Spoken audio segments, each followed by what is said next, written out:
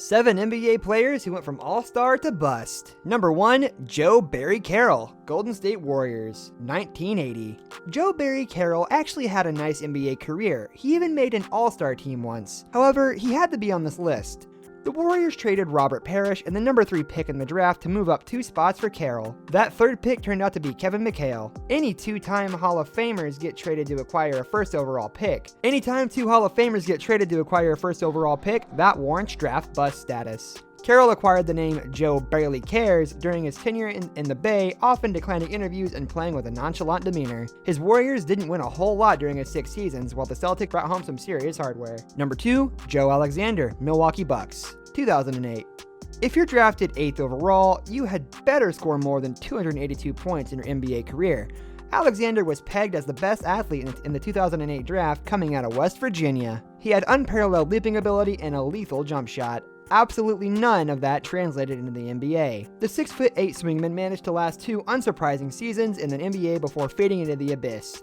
Just about every other player taken behind him in the first round has already managed to at least carve out a solid niche for themselves, but not Alexander. He was just plain awful. Number 3, Hasheem Thabeet, Memphis Grizzlies, 2009. Thabeet was heralded as the next Dikembe Mutombo. If he wasn't still so young, he might find himself higher on this list. After a nice career at UConn, Memphis took a chance on Thabeet, thinking he would continue to develop into a star. At 7'3", he was able to have his way with anyone and everyone at the college level, except for DeJuan Blair. Thabeet has proven to be a worthy shot blocker in a short career and still stands to improve overall. He has yet to receive hefty minutes to prove himself. However, Memphis sported an anemic offense at the time and bypassed much more capable players with the 2nd pick. They already had Marc Gasol as their future center, so this turned out to be a wasted pick. Thabeet was traded after a season and a half in Memphis. Number 4, Marvin Williams, Atlanta Hawks, 2005. Surprisingly, leaving North Carolina after his freshman season, Williams was deemed to have the most potential out of the 2005 draft. After 7 years, it is safe to say that his potential will always remain strictly potential. Williams was a solid producer for years for the Hawks, but he never developed into the star he was supposed to be. Perhaps he left college too early, as he has carved out his place in this league as nothing more than a role player. Even at North Carolina, he did not exhibit the kind of skills that would be warranted of a 2nd overall draft pick. Even worse, Atlanta skipped over some franchise-changing talents for his services. Number 5, Sean Bradley, Philadelphia 76ers, 1993. What a glass of milk is to Oreo cookies is exactly what Sean Bradley was to the NBA.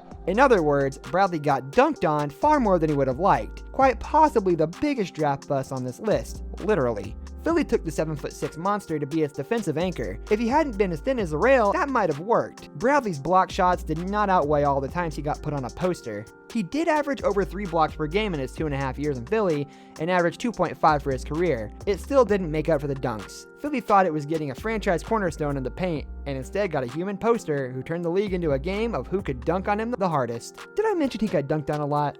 Number 6, Jay Williams, Chicago Bulls, in 2002. Jay Williams came into the NBA draft as a can't-miss point guard prospect. After a stellar career at Duke, he was widely regarded as the best player in the country.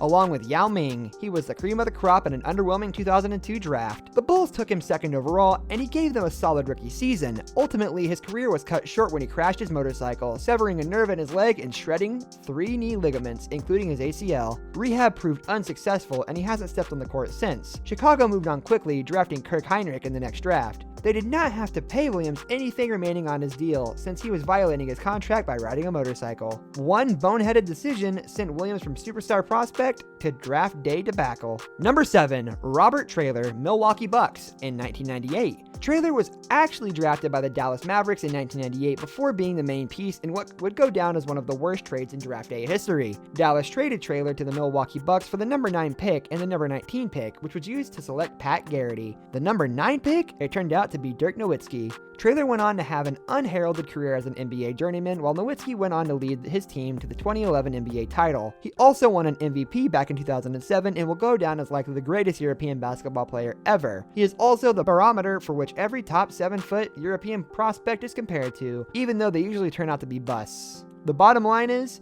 Nowitzki blossomed into a superstar. He has averaged 22.6 points per game over the course of his illustrious career that will land him in the Hall of Fame. In stark contrast, Traylor's career high for points scored in a game was 22. Sadly, Traylor passed away of an unexpected heart attack in 2011. He was 34 years old. Rest in peace.